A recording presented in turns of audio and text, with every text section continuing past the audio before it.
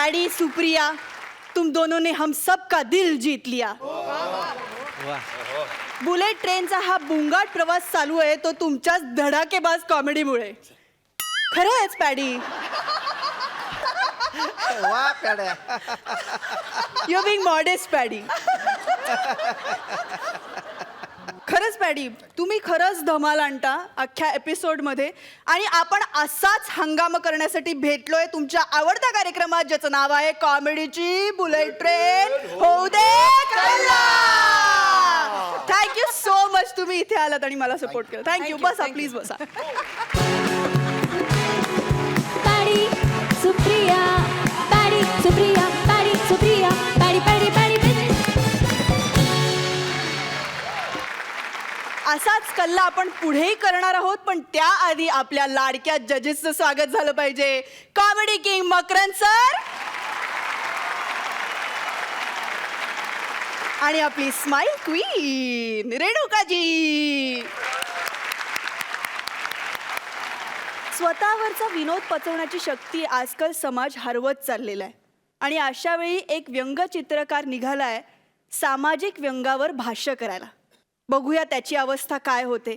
येत आहेत बुंगाट टीमचे व्हाईस कॅप्टन्स योगेश आणि प्राजक्ता. रंगीला रे तेरे रंग में यूं रंगा है मेरा मन. हो छलिया रे ना बुझे है इस जल से ये जलन. हो रंगीला रे. तुम्हाला वाटलं असेल या गाण्यावर एंट्री काऊन घेतली. त्याला कारण आहे. माझा नवरा आहे ना चित्रकार आहे, आणि धडाची चित्र काढणार असताना आता ठीक आहे व्यंग चित्रकार आहे. मला ना एक गोष्ट कळत नाही. समजा कुठल्या माणसात व्यंग असलं तर आपण बा त्याच्याकडे सहानुभूतीनं बघतो, पण मग ज्याच्या चित्रातच व्यंग आहे त्याच्याकडे सहानुभूतीनं काऊन नाही बघत. अख्ख्या गावानं आम्हाला वाळीत टाकले. माझ्या नवऱ्याचा गॅरंटेड रंग आणि चित्र काढतोय व्यंग. असं म्हणतात की लग्नानंतर मुलीच्या आयुष्याचं चित्र बदलतं. माझ्या आयुष्याचं पण बदलले आणि व्यंग चित्र झाले. देख तेरे संसार की हालत क्या हो गई भगवान. कितना बदल गया इंसान, कितना बदल गया इंसान, कितना बदल गया इंसान. कोण आहे रे तू? अजून स्वयंपाक नाही झाला. इथं आम्हीच दात करून पोट भरतोय. तुला काय घालू? जा बाबा पुढच्या घरी जा. अगं असं काय करते, नीट ओळख मला, नीट बघ माझ्याकडं. अगं मला पुढचं घर दाखवण्यापेक्षा मागचा भाग जो आहे ना मेंदूचा तो वापर ना. ए ऐक अख्ख्या माझ्या फॅमिलीनं ते सोड, माझ्या नवऱ्यानं कधी अपेक्षा केली नाही मी मेंदू वापरावा. तू कोण आहे रे टिक्कोजीराव? या अशी ओळखणारच नाही मला. माझी ओळख मला सांगावं लागेल. धरली मी दोरी. पहिल्या दिवशी जन्मलं बाळ, दुसऱ्या दिवशी मागत केळ. पटली ओळख? धनी तुम्ही आहे होय? अख्ख्या जगात एवढा बेसुरन बेताल पाळणा कुणी म्हणत नाही. अख्ख्या म्युझिक इंडस्ट्रीने ओळखलं या माणसाला. तुम्हाला सांगते आमिर भाऊ, आमच्या गावातले बँडवाले ना हा माणूस दिसल्यावर रस्ता बदलतात. म्हणते त्याचा थोबाड पाहिलं ते दिवसभर सूरच लागत नाही. आणि असं सगळं असून या माणसाची सूर जुळवायला लागतोय. हा सूर बरोबर जमतो पण तुला. मला एक सांगा, असा व्यंगचित्रवाणी चेहरा काऊन करून आलात? त्याची मी एक गंमतच झाली. अशा सिरियसली घेण्याच्या गोष्टी गमतीत घेता म्हणून मार खाऊन येता. कितीदा मार खाऊन आलात? ते बघ हे बघा ही घ्या. ती कमी पडत असतील तर ही घ्या. तू असं बोलणार आहे का मला? अगं हाडाचा व्यंगचित्रकार आहे मी. राहू द्या, बाहेर असताना तर ठीक आहे, घरात पण तेच आहे. तुम्हाला आमच्या लग्नाची गंमत सांगते. पत्रिका छापली या माणसानं व्यंगचित्रात. मग किती अभिनव कल्पना होती ती. माझ्या लग्नाची पत्रिका मी व्यंगचित्रात छापली होती. सगळ्याचे कार्टून काढले होते मी त्याच्यात माझ्या लग्नाच्या पत्रिकेत. स्वतःचा धड त्याच्यावर गाढवाचा थोबाड आणि खाली लिहिलं होतं गाढवाचं लग्न. लग्न करून माणूस गाढवपणा करतो हे मला तेव्हाच कळलं होतं. कळलं का? म्हणजे व्यंगचित्रकारामध्ये दूरदृष्टी असती. कळलं का? राहू द्या, दूरदृष्टी. दूरदृष्टी राहू द्या. गडबडीत कानातलं पडलं काल रात्री, ते शोधायला 2 दिवस लागले. आणि दूरदृष्टीचं सांगताय, एवढे मोठे डोळे असून काय कामाचे? विषय पत्रिका असं चाललं होतं. रात्री का काय घडलं ते नको सांगू ना. कसे स्वतःचा गाढव केलं माणसाने, ठीक आहे. माझा चेहरा काढला आणि खाली धड लांडोरीचं ये ठीक आहे. माझ्या बापाचं नाव लिहिलं आणि पुढे बेडूक काढून ठेवला. तरीच लग्न तू बापले डाराव करीत होता. आता कळलं मला काऊन ते. अरे माझ्या आहे ना संकल्पना तुमच्या ध्यानात येत नाही, माझ्या प्रतिमा तुमच्या लक्षात येत नाही. म्हणजे बघा आता एकुलत्या एक पुरीचं लग्न झालं म्हटल्यावर बाप उड्या मारायला मोकळा, बेडूक उड्या मारायला मोकळा, म्हणून बेडूक काढला होता तुझ्या बापासमोर मी. अशा प्रतिमा तुमच्या लक्षात येत नाही. दुसऱ्यांच्या लग्नात बरं का फोटोग्राफर असतोय, आमच्या लग्नात यांचे सगळे मित्र व्यंगचित्रकार. आलेल्या पाहुण्याला आहे त्या अवस्थेत 10 मिनिटं उभं काढून चित्र काढत होते. क्रिएटिव्हिटी म्हणतात त्याला, क्रिएटिव्हिटी. कळलं का? लोकांच्या लग्नाचा आहे ना फोटोचा अल्बम असतो. मी एक्झिबिशन वर लिहिलो होतो. ऐक यांच्या ना व्यंगचित्रावर दंडात्मक कारवाई केली पाहिजे. या माणसाची लग्न करून देण्यापेक्षा एखाद्या रंगाराच्या गळ्यात बांधली असती ना तर परवडलं असतं. बसलो असतो दोघं भीती पोत्रीत. बस काही बोलते आपल्या. अगं हाडाचा चित्रकार आहे मी, चित्रकार. दैनिक गोराज वार्तामध्ये माझं सदर चालतं असं कोपऱ्यात. माहितीये तुमची लोकप्रियता. दर वेळेला येताना कुणाचा तरी मार खाऊन येतात. लग्नाची हळद उतरते नाही ते माझ्या ध्यानात आले होतं. नवऱ्याला आंबे हळद लावण्यात आयुष्य जाणार माझं. लोकांच्या घरी बर का वर्षाला गहू तांदूळ भरतेत, आमच्या घरी हळद आणि तुरटी भरतेत. चालायचं. जया अंगी मोठेपण तया यातना कठीण होय ग. नाही तुमच्या व्यंगी मोठेपण मला झाल्यात यातना कठीण. आज कुणाचा मार खाऊन आले? अगं ते तात्या साहेब आहेत ना, त्यांच्या कार्यकर्त्यांनी जोडपलं ग मला. नाही पण त्यांच्या प्रचाराचं काम करत होते ना तुम्ही. हा प्रचाराचंच काम करत होतो. त्यांचे कार्यकर्ते म्हटले की आमच्या तात्या साहेबाचं मस्त चित्र काढा आणि शुभेच्छुक म्हणून आमचे बी चित्र काढा. मी म्हणलं ठीक आहे. आणि ते म्हणले पहा कसं आहे, आमच्या तात्या साहेब आहे ना पक्षाचा राजा आहे, राजा. तर पक्षाचा राजा असल्यासारखं चित्र काढा. मग मी लय विचार केला. 2 दिवस 2 रात्री झोपलो नाही. तुला तर माहिती, या कुशीवरून त्या कुशीवर, त्या कुशीवरून या कुशीवर. तुमचं कुस बदललं मला पुढे परवडतं. मी ते विचार करीत होतो. मग विचार करून मी काय विचार केला, म्हटलं आता तात्या साहेब हे पक्षाचा राजा आहे की नाही. तात्या साहेबांचं कार्य मोठं आहे म्हणून मी असा एक मोठा डोंगर काढला. म्हणजे तात्या साहेबाचं कार्य डोंगरासारखं प्रतीक वापरतो ना आम्ही, प्रतीक.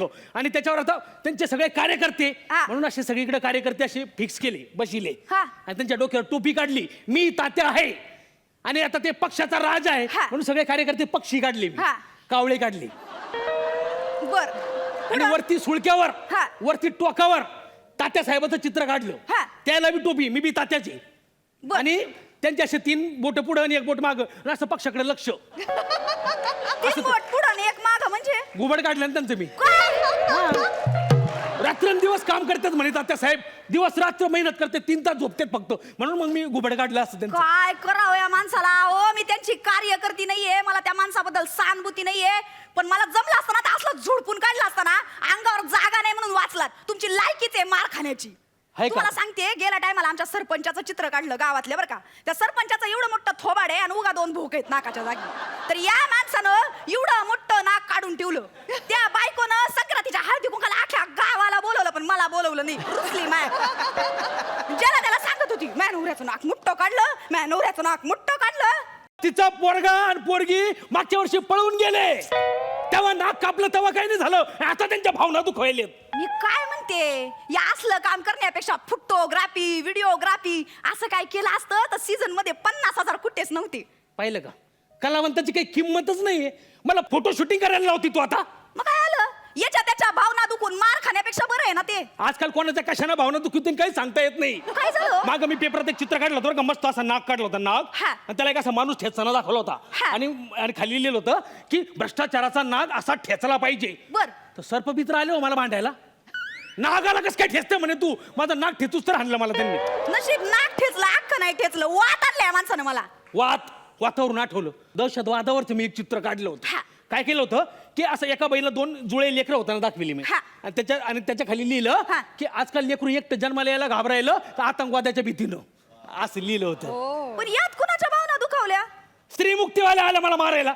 2 पोरच काऊन जन्माला घातले म्हणे. एखादी पोरगी दाखवायला काय झालं होतं. मग काय केलं? मग मी 2 पोरी जन्माला घातले, चित्र बदललं. 2 पोरी दाखवल्या, पुन्हा त्यानं मारलं मला. काऊन? आज की नारी सबला है ते आबला नाहीये अशी कोणाला घाबरत नाही म्हणे. मग मग मी काय केलं, डायरेक्ट 4 पोरं दाखवले, 2 पोरं आणि 2 पोरी, भांडण ताणच नको म्हणलं. हा तरी मी मार खाल्ला आता कुणाच्या भावना दुखावल्या फॅमिली प्लॅनिंग वाल्यांच्या. घ्या 4 लेकरं जन्माला घात, काही लाज आहे का म्हणजे तुम्हाला? हा माणूस सतत मार खातोय, कुणी म्हणजे कुणी तुमची हायगाई करत नाही. हाय गाई काय करणार? अगं मी महागाईवर बी एक चित्र काढलं होतं, एक मोठी गाय काढली आणि त्याच्यावर लिहिलं महागाई वाढत चालली. मग काय झालं? दूध उत्पादक संघावाले आणि गोमाता संरक्षण संस्थेवाले मारायला आले. इतकं कुत्र्यासारखं मारलं, 2 बैल येऊन ते बी मला डुसणे मारून गेले माहिती. तुमचं काय झालंय माहितीये का? तुम्हाला येत नाही नीट चित्र काढता, म्हणून तुम्ही व्यंगचित्रकार झालेत. अरे काय अक्कल आहे का तुला? अगं व्यंगचित्रकार ही फार मोठी गोष्ट असती, ती चित्रकारापेक्षा बी मोठी गोष्ट असते खरं तर. अगं तुला हे माहिती का R.K. लक्ष्मण? हा. R.K. लक्ष्मणांना जे स्कूल ऑफ आर्ट मध्ये ऍडमिशन दिलं नव्हतं आणि तोच माणूस नंतर किती मोठा झाला, समाज व्यवस्थेवर भाष्य केलं आणि राजकारणाचं तोंडाला फेस आणलं त्यांना. माय उदाहरण कुणाचं देतोय माणूस? तर R.K. लक्ष्मणांचं. मग आमचे सगळ्याचे आदर्श आहेत ते. 6 दशकं त्यांनी राजकारणावर भाष्य केलं, कोणाला त्याचं वाईट वाटलं नाही. अगं त्यावेळेच्या पंतप्रधान होत्या इंदिरा गांधी, त्यांचं नाट्य मी असं नेहमी मोठं काढायचं, पण त्यांना कधी त्याचं वाईट वाटलं नाही. त्यांनी त्याच्यावर विचार केला. आणि आजकाल सरपंचाला जर सगळे नाक मोठं केलं तर त्याला राग येतोय. अहो कसे तुमची कला मोठी आहे, पण आजकाल कार्यकर्त्यांची मन छोटी झाली. आजकाल ना समाजाची तयारी नाहीये विरोध पत्करायची. पॅरिसला काय झालं माहितीये ना? तसं तुमच्या बाबतीत झालं ना, आता आयुष्याचं कार्टून होऊन जाईल माझ्या. म्हणून काय मग माझ्यासारख्या विचारवंतांनी गप्प बसायचं काय? आपले विचार मांडायचेच नाही. अगं एक दिवस येईल माझ्या रेषामधला अर्थ लोकांना कळल आणि तोपर्यंत मी हे करत राहणार आणि असंच करत राहणार. आणि आता मी ना उद्याच्या पेपरमध्ये चांगलं मोठं चित्र काढणार आहे. काय करणार आहे माहिती का? त्याच R.K. लक्ष्मणाचा एक कॉमन मॅन घेणार आहे आणि त्याच्या हातात अशी बेचकी देणार आहे, गलोल, त्याच्यात दगड ठेवणार आहे, मतदानाचा अधिकार, आणि ते डोंगरावर बसलेले सगळे पक्षी आहेत का त्यांच्यावर असा नियम धरणारा कॉमन मॅन काढणार आहे. हा सगळ्यात मोठी शोकांतिका तुला माहिती का? प्रजासत्ताक दिनाच्या दिवशी प्रजेला सोडून गेला ग कॉमन मॅन. ही सगळ्यात मोठी शोकांतिका आहे. नका गडे इतका त्रास करून घेऊ. ये बघा, लोकांच्यासाठी माझा नवरा व्यंगचित्रकार असला ना, तरी माझ्यासाठी व्यंगचित्रकार आहे.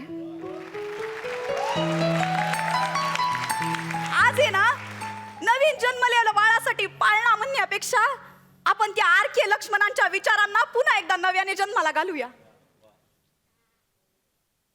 लक्ष्मणा, तुला संजीवनी द्यायला हवा होता हनुमंत. आम्हा सामान्यांचे प्रश्न मांडणारा माणसातला देव तू मूर्तिमंत. ढोंगी समाजाचा टराटरा फाडलास तू बुरखा. आज कॅनव्हास झाला कोरा आणि कुंचला झाला पोरका. आज कॅनव्हास झाला कोरा आणि कुंचला झाला पोरका.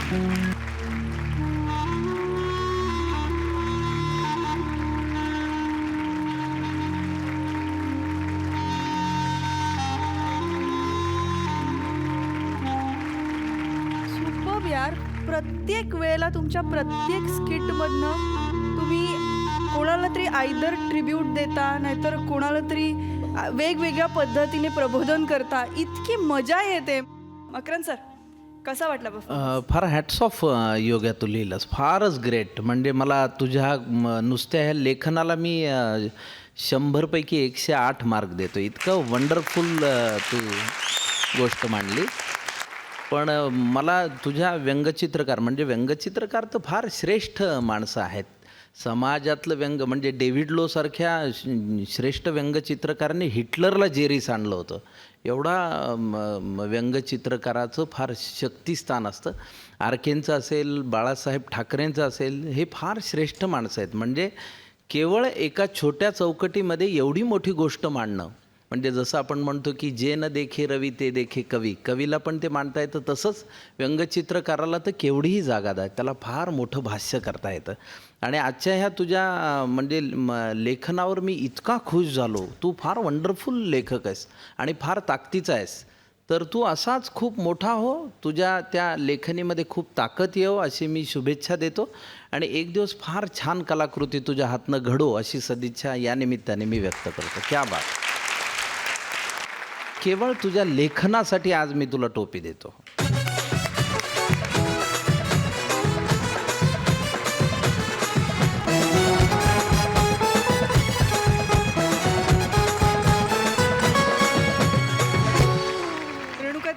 मत पण आवडेल ऐकायला. खरंच या ॲक्टद्वारे तू जी काय ट्रिब्यूट दिली आहे आर के लक्ष्मणला, त्यांनी खूप हसवलं सुद्धा, खूप वाईटही वाटलं मला ॲक्च्युली बघताना. बिकॉज असं वाटतं की एवढे उत्तम जे कलाकार आहेत, व्यंगचित्रकार आहेत, त्यांनी कधीच हे जग सोडून जाऊ नये. पण अनफॉर्च्युनेटली आपल्याला त्यांना बाय बाय म्हणावं लागलं. सो फॅन्टॅस्टिक ट्रिब्यूट टू हिम. आणि तू पण एक उत्तम व्यंगचित्रकार आहेस योग्या. क्या बात. फॅन्टॅस्टिक. आणि उत्तम साथ तुला दरवेळेला प्राजक्ता देते. तर खरंच दृष्ट काढावी अशी जोडी आहे तुमची. आणि मी आता सेल्फी काढणार आहे.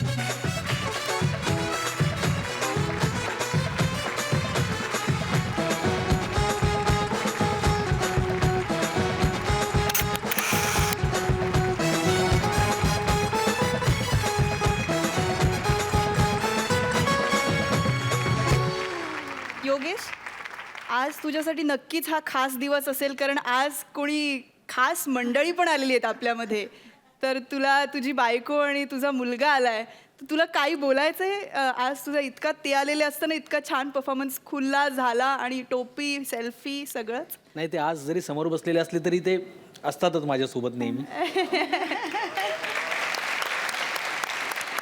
बसू शकता तुम्ही.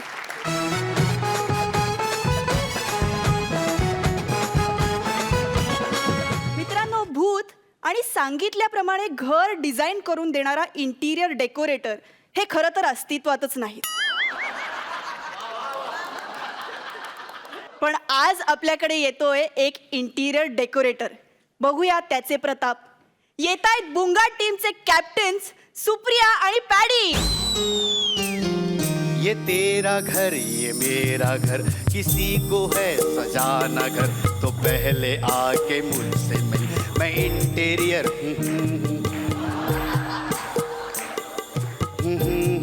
डेकोरेटर.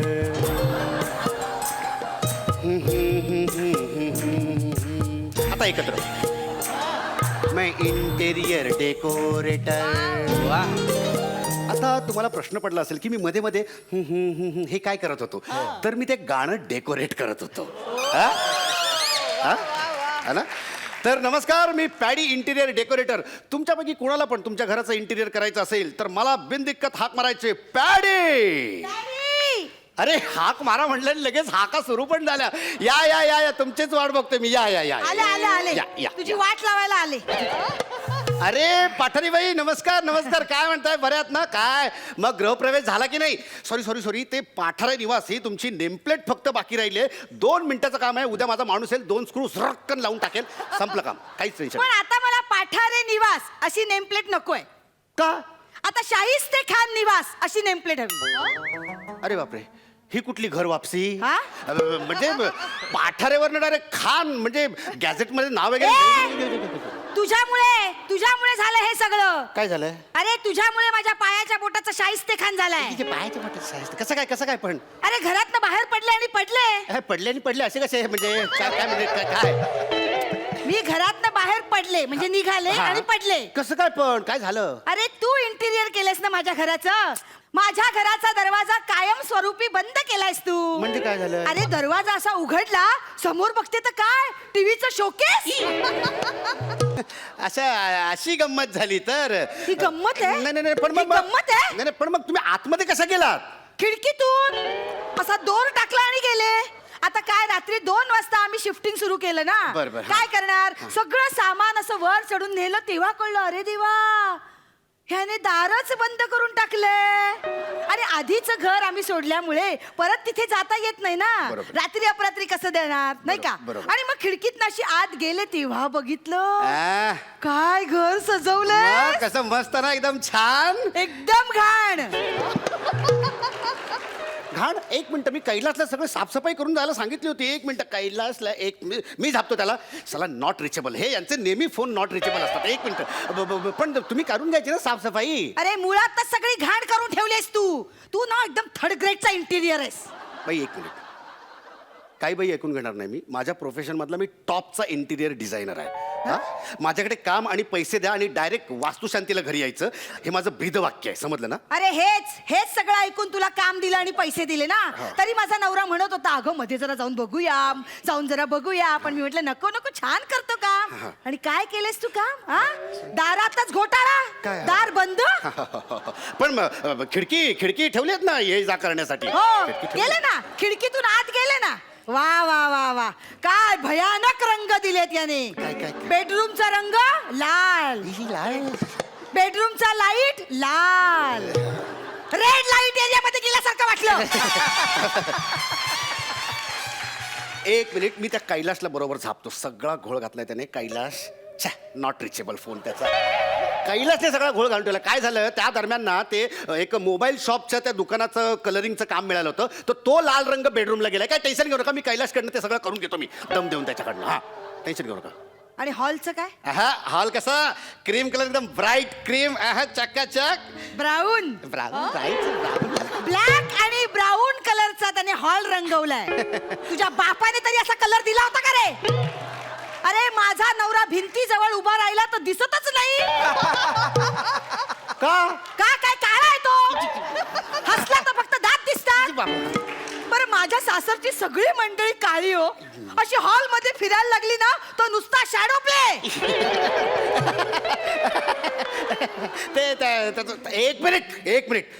एक मिनिट साला नॉट रिचेबल. कैलासने गोळ घातलाय. तुम्हाला सांगतो, हा ब्राऊन रंग आहे ना, तो खरं तर त्या सलूनचा रंग आहे. त्या सलूनचं पण काम त्या दरम्यान मिळालं होतं. सलूनचा ब्राऊन रंग इकडे आलाय. पण टेन्शन घेऊ नका, मी कैलासला झापून त्याच्याकडनं दोन्ही कामं करून घेतो. फक्त ₹1,00,000 खर्च आहे मध्ये. Okay, no problem. ₹1,00,000 कोण भरणार? तुम्ही. हा? तुमचा प्रॉब्लेम आहे ना, तुमचा नवरा दिसत नाही ना हॉलमध्ये. तुम्हाला रंग चेंज करून हवाय. अरे काय चेंज करशील? हे बघ पॅडी, मी तुला सांगितलं होतं माझ्या घरात फिश टँक हवी. बसवला नाही? बसवलं नाही? बसवला ना. कुठे बसवला? गेस करा कुठे बसवला? कुठे असेल? Anybody guesses? टॉयलेट मध्ये. म्हणजे कमोड वर बसायचं आणि वर बघायचे मासे. वा वा वा वा. नाही, याच्या मागे ना कैलासचं काहीतरी एक लॉजिक असणार. मी सांगतो तुम्हाला. तसा हुशार आहे पोरगा. म्हणजे काही कधी गोंधळ करतो, पण हुशार आहे. त्याने काय केलं असणार मला सांगतो मी तुम्हाला. हे बघा, आपण फिश टँककडे बघितल्याच्या नंतर कसं आपल्याला शांत वाटतं, एकदम शांत, एकदम क्रूजवर गेल्याचं फील येतं, शांत वाटतं. त्याच्यामुळे फिश टँककडे बघितल्याच्या नंतर मन शांत होतं, त्याच्यामुळे पोट साफ होतं. कळलं का? तर म्हणून ते एकत्र त्याने केलेलं आहे की म्हणजे मन शांत तर पोट साफ, आणि म्हणून त्याने फिश टँक आणि पाण्याची टाकी एकत्र केली. बाकी का नाही. मी वा वा वा वा वा. फिश टँक आणि पाण्याची टाकी एकत्र, आणि नळातनं जे मासे येतात त्याचं काय? तुम्हाला सांगतो, प्लंबिंगचा घोळ आहे. जाळी लावायला मी सांगितली होती त्याला, जाळी लावायला सांगितली होती. म्हणजे काय की जाळी लावल्यामुळे मासे अडकले असते, फक्त पाणी आलं असतं. पण हे लोक ना काय करतात, प्लंबर वगैरे ना, मधल्यामध्ये ना ₹100-200 वाचवण्यासाठी ना हे असे थुकरटपणा करतात, आणि मग आम्हाला शिव्या पडतात. मी त्या जाळ्या लावून देणार, काही टेन्शन घेऊ नका. मी त्याला दम देणार. मी कैलासला साला दम द्यायला घ्यायला तर पाहिजे ना फोन. पण मी नाही, जाळ्या लावशील. कनेक्शनचं काय करणार आहेस? मला म्हणाला होता सगळ्या नळांना सेन्सर लावून देतो. असं अंगठा दाखवला ना की असं पाणी पडणार. अरे मग सेन्सर लावलाय ना. लावलाय. आम्ही पण असा अंगठा दाखवला. बाथरूम मध्ये अंगठा दाखवला, किचन मध्ये पाणी आलं. किचन मध्ये अंगठा दाखवला, टॉयलेट मध्ये पाणी आलं. अरे म्हणजे एक माणूस टॉयलेट मध्ये गेल्यावर दुसऱ्या माणसाला किचन मध्ये अंगठा दाखवत उभं राहावं लागतं. कसं काम? कैलासला ना, थांब एकच मिनिट. Not reachable. नाही ना कैलास, मी सांगतो ते कैलासने सगळा घोळ घातलाय. काय माहिती आहे ना मॅडम, त्याच्यामध्ये ना ते सेन्सर जे असतात ना, त्याच्यामध्ये एक येल्लो वायर असते आणि एक ब्लू वायर असते. त्याचं जर कनेक्शन जर थोडंसं हल्लं ना, थोडं जरी हल्लं तरी पण हा घोळ होतो. मी सांगतो एक काम करूयात आपण. मग आता ते सेन्सर ते आपल्याला चेंज करायचं आहे, तर ती वॉल आता तोडायला लागेल आपल्याला. तू भिंत तोडणार आहेस? हा, म्हणजे टेन्शन नका घेऊ. भिंत तोडण्यासाठी त्या वरच्या त्या टाईल्स आहेत ना, त्या टाईल्स मी अशा हलक्या अशा उचकटून काढणार. म्हणजे तुटणार नाही याची काळजी घेणार बरं का मी. मी अशा हलक्या माझ्या स्वतःच्या हाताने करणार. मी असं काढणार, आणि समजा 19-20 झालं, एखादी टाईल तुटली तर आपण तिकडे दुसरी टाईल लावू. थोडंसं डिझाईनचा घोळ होईल, पण काय टेन्शन नाही, मला सेम डिझाईनच्या टाईल्स पाहिजेत. मग हे तुम्हाला अगोदर कळायला पाहिजे.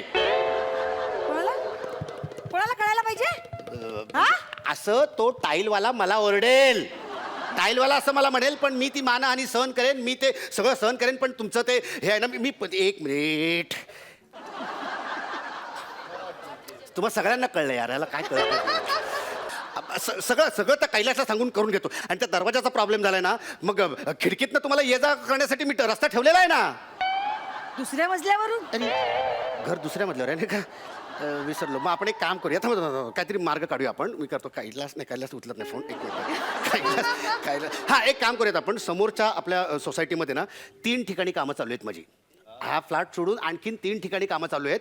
तर 2 फ्लॅटचा प्रॉब्लेम सेम आपल्यासारखा झालेला आहे. त्यांचे पण दरवाजे बंद झालेले आहेत कायमचे. तर एका फ्लॅटचा अजून काम सुरू व्हायचं आहे, त्याचा दरवाजा अजून ओपन आहे. तर आपण काय करूया, आपल्या खिडकीतनं असा एक रोप टाकायचा तो त्यांच्या दरवाजामध्ये, आणि तुमच्या चौघांचाही बाहेर ये जा करण्याचा मार्ग तो रोपवे असणार. तुम्हाला रोपवेचा पण आनंद मिळेल. ये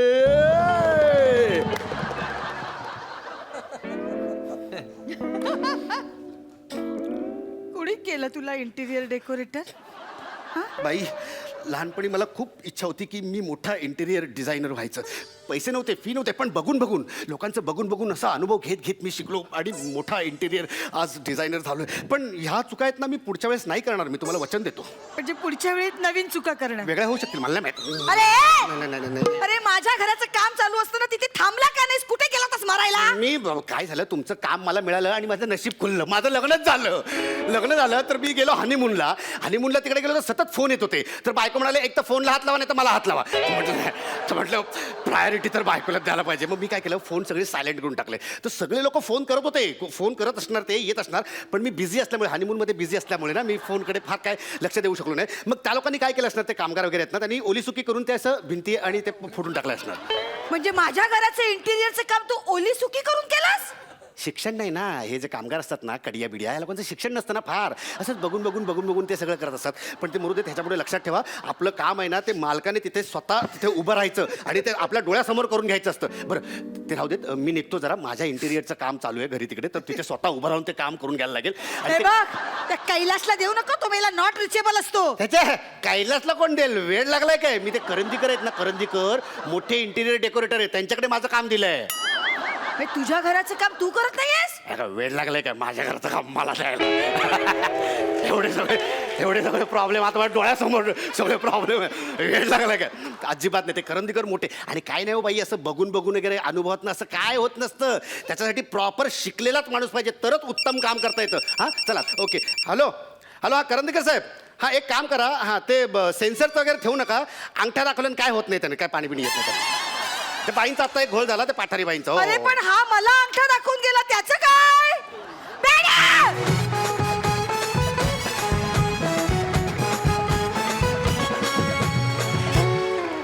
असं इंटिरियर डेकोरेटर नको. रेणुका ताई, काय सांगशील? खरंच नको. आणि बरेच म्हणजे मी भोगले तसे इंटिरियर डेकोरेटर. आमच्या घराचं काम म्हणजे इतकं लांबवलंय त्यांनी.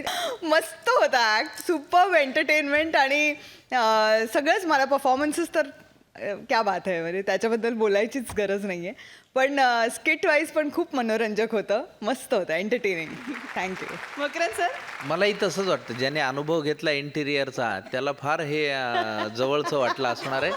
कारण तो कैलास काम झाल्यानंतर कधीच सापडत नसतं, हेही तितकंच खरं असतं.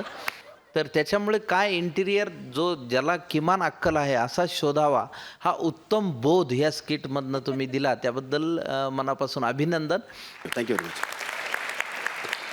खूप धमाल आली. तुम्ही तुमच्या जागेवर बसू शकता. मजा आली. Thank you very much.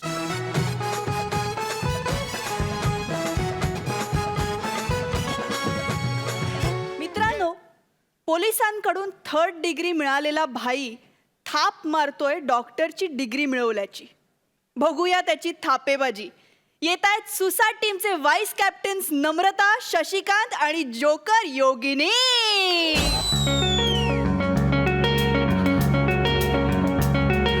सुन सुन सुन दीदी मेरे लिए एक रिश्ता आया है. सुन सुन सुन दीदी मेरे लिए एक रिश्ता आया है.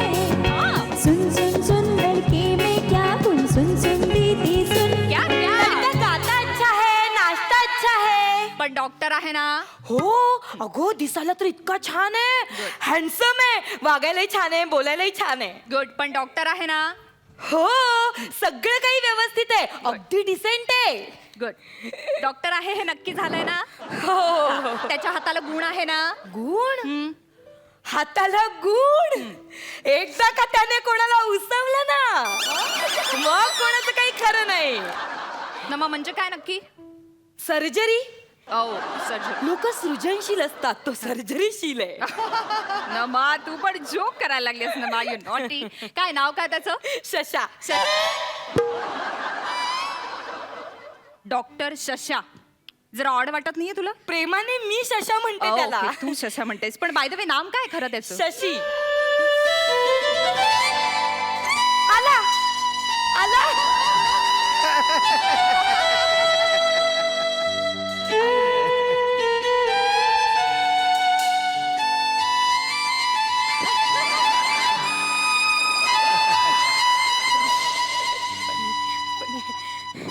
गर्दीतून गर्दी मधून पाहिलं तुला मी चोरून चोरून. गर्दीतून गर्दी मधून पाहिलं तुला मी चोरून चोरून. आधी तर मी भाई होतो, डॉक्टर बनवलं मला जबरदस्तीतून. गर्दीतून गर्दी मधून पाहिलं तुला मी चोरून चोरून. ताई. अरे hi hello hello hi hi hello, hi hello. Hi sweetheart. Hello darling. नमा काय झालं? ते महत्वाचं आहे का ताई? मग? मेरा रिश्ता आया. हो yes yes yes. Please have a seat. नको, का? त्याने घसा बसतो. सॉरी म्हणजे फनी. हं? फनी आहे तो. हे घे. फन. Okay okay. काय नाव काय? आपलं नाव योगिनी.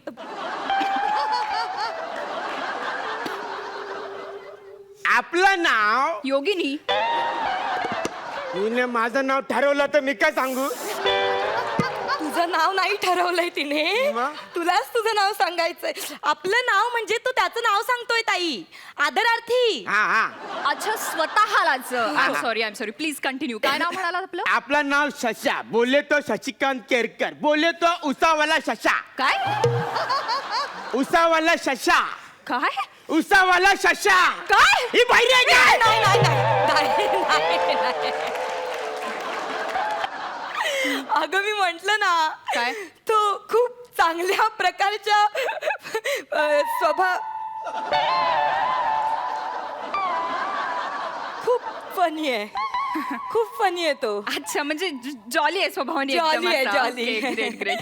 फारच जोक करतो. नाव नीट सांगणार का? नीट सांग ना. हा ते myself itself Shashikant Kerkar. Doctor. ते लहानपणीचं सगळं सांगायचं. काय बोलतोय हा, हा, हा, ते myself itself doctor Shashikant Kerkar. Doctor it's okay. मी doctor Yogini. Nice to meet you. कशाला मीठ? मीठ कशाला? हातात मीठ दिला नाही की भांडणं होता. दिला सांगितलं नाही तुम्ही? नमा काय जोक केलास तू? मीठ वरून मीठ. अगं जोक करतोय तो. जोक करतोय. जोक करतोय. अगं काय आहे ना, पेशंट्स ना बरं वाटावं म्हणून तो असे मधून मधून जोक्स करत असतो. हो खूप डिसेंट आहे.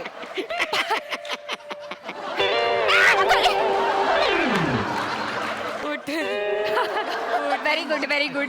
पेशंटला चांगलं वाटावं म्हणून you know laughter therapy. Okay okay correct correct.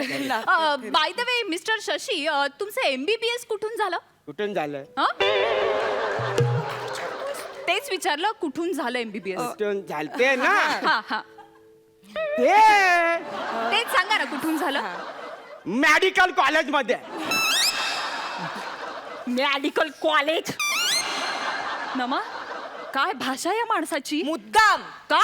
मुद्दाम करतो तो. अगं पेशंट्स ना आपलंसं वाटावं ना म्हणून ही भाषा त्याने आत्मसात केलीये.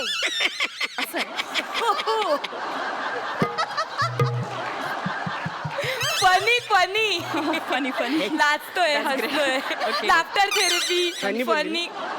आता मागितलं ना. ही फनी घाल तुझ्या खिशात.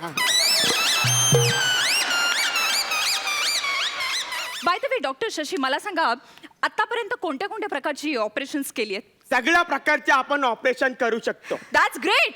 ओपन हार्ट सर्जरी केली आहे? म्हणजे काय? कशी कशी काही एक्सपिरियन्स सांगू शकाल? सांग आता सांग. हा? केलीये ते ना ओपन हार्ट सर्जरी. हार्ट बीटचा आपण असं मॅटर का ओपन ठेवतच नाही, आपण डायरेक्ट क्लोज करून टाकतो. Close heart surgery.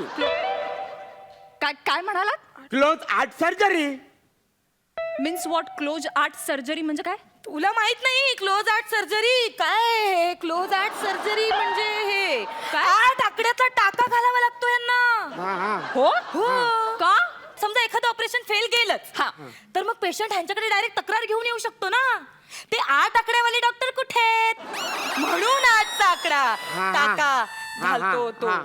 अच्छा, म्हणजे स्वतःची एक वेगळी आयडेंटिटी तयार करता तुम्ही 8 आकड्यांनी. Correct. To say that's great. That's really great. By the way मला सांगा, एखादं ऑपरेशन करताना असं खूप जड झालंय, डोकं एकदम हेवी झालंय, माय गॉड हे ऑपरेशन कसं करायचं असं सांगतो. मला जर एखादा माणूस जड झाला ना तर मी त्याला डायरेक्ट त्याचं ऑपरेशन करतो आणि ढगात पाठवतो.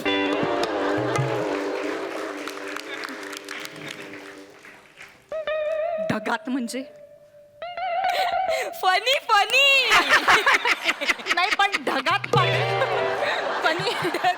फनी काय? हा? ढगात म्हणजे काय रे? ढगात 7वे आसमान पर म्हणजेच ढगात. म्हणजे तो पेशंट ऑपरेशन झाल्यानंतर 7वे आसमान पर जातो म्हणजेच ढगात जातो. हा हा. अच्छा, म्हणजे आनंदात. अच्छा, आकाशाला हे ढगात म्हणतायत हा. असं म्हणतायत. Oh my God, this is Funny. really very nice, very nice. Correct timing वर फोन आलेला आहे. हो? घ्या मग. टायमिंग वर फोन. हा पप्या. पपेश. कोण पपेश? डॉक्टर पपेश. ते कार्टूनचं नाव आहे का डॉक्टरचं नाव आहे पपेश? न्यूरोसर्जन आहे ताई, न्यूरोसर्जन. ते न्यूरोसर्जन ह्याला फोन करतात? अगं ह्याच्या ऍडवाइस शिवाय काहीच करत नाहीत ते. तोडून टाक. हात पाय तोडून टाक. काय पण शिल्लक नाही राहायला पाहिजे. आणि सगळ्यात महत्वाचं म्हणजे बेशुद्ध करा. बेशुद्ध करायचं. हा. आणि मग ते लेफ्टनी कार्टी लेफ्टनी कार्टिलेज. काय कार्टिलेज आहे. कळलं? कळलं? ते करायचं पण आधी व्हॉट्सअपवर मला फोटो पाठव, मग मी सांगतो कुठे उचवायचा कुठे शिवायचा. त्याचा अर्थ नको विचारू रे, मला पण माहित नाही. असा फोन मधून खावडवीन ना तुला. खाव.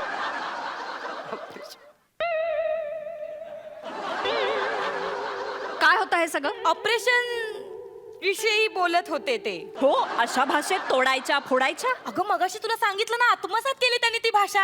हो हो, म्हणजे तोड म्हणजे ती जी सुई आहे ना वापरलेली ती हा. तोडून फेकून दे कचऱ्याच्या डब्यात. हा. अच्छा अच्छा, बरं, ओके. पण मग ते हातपाय तोडण्याबद्दल सांगितलं ते काय? हातपाय तोड म्हणजे छोटे छोटे कट कर. आता ऑपरेशन म्हटल्यावर ते करावंच लागतं ना, कापाकापी. अच्छा अच्छा. हे बघ ताई, काम तेच आहे, भाषेत काय तो फरक. करेक्ट. हेच मला बोलायचं होतं. नाही, हेच बोलायचं होतं का याही पेक्षा अजून काही खोटं बोलायचं होतं ना? मग अजून किती फसवणार आहेस तू?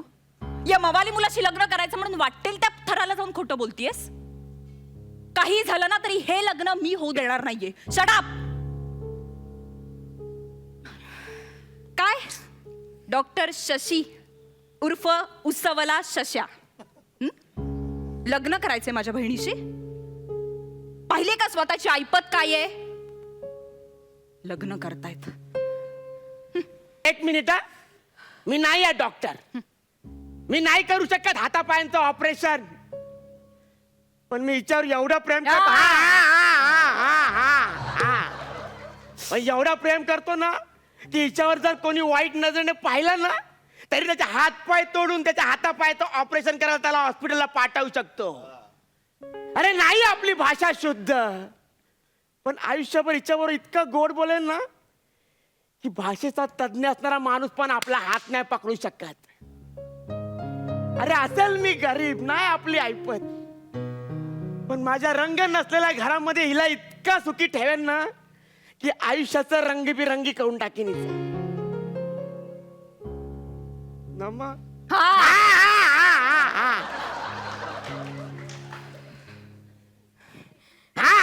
आता सांगा, आता सांगा हा? स्वतःचं घर आहे म्हणून काय पण चालेल काय? बस झालं शशी, तू माझ्यासाठी एवढं बोललास तेच खूप आहे. खूप बोललो काय? तू जा. ठीक आहे, येतो मी. 1 मिनिट शशी. हा बसायला सांगितलं मी.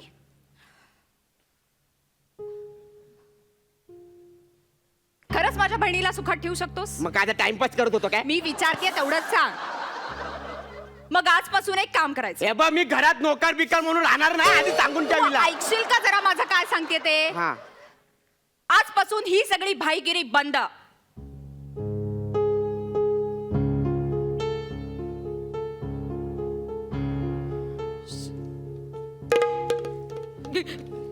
हे बघ ऐक मी हे काढतोय, थांब थांब.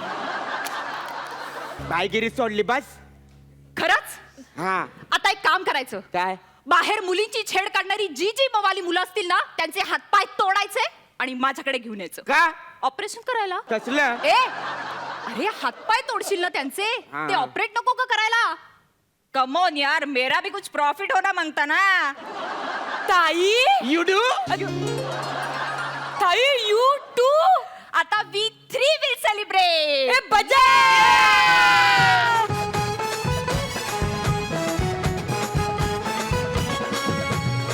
एंटरटेनिंग वाटला. It was nice. चित्रपट बघितल्यासारखा वाटलं एकदम. Start, middle and end. Very nice. Makarand sir. तिघांचा परफॉर्मन्स उत्तम होता. योगिनी तुझा फारच उत्तम होता. म्हणजे या याच्यात मला आवडलेलं काम तुझं आहे.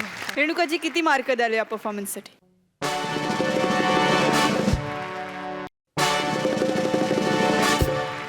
Thank you so much. तुम्ही बसू शकता.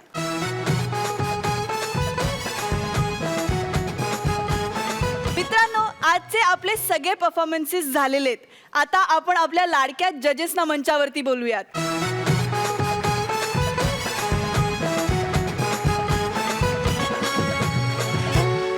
रेणुकाताई, आपले या आठवड्यातले सगळे परफॉर्मन्सेस झालेत. तुला कसे वाटले परफॉर्मन्सेस सगळे? परफॉर्मन्सेस तर मला नेहमीच आवडतात, कारण कलाकार आपले इतके चांगले आहेत. पण काही जे मेंबर्स आहेत आपले, ते म्हणजे हास्य शिखरावरून जरा बेस कॅम्पवर उतरलेत, एवढंच असं आपण समजूया. म्हणजे आहेत ते एव्हरेस्टवरच, पण त्यांना आता पुन्हा एकदा शिखरावर जायचं आहे. एवढंच मला सूचना द्यायची आहे. मकरंद सर. आज ॲज युजल आम्ही म्हणजे कॅप्टन्सचे मार्क असूनही आम्ही विनर करतोय बुंगाट टीमला, कारण त्यांचा इनॉलस परफॉर्मन्स फार चांगला आहे. तर पुढच्या वेळेस थोडंसं गांभीर्य ठेवा असं मला वाटतं. बाकी शुभेच्छा. Thank you Makarand sir. आणि मित्रांनो, आपले या आठवड्याचे सगळे परफॉर्मन्सेस झालेले आहेत आणि तुम्हाला ते आवडत आहेत याची खात्री आहे. बघत राहा कॉमेडीची बुलेट ट्रेन.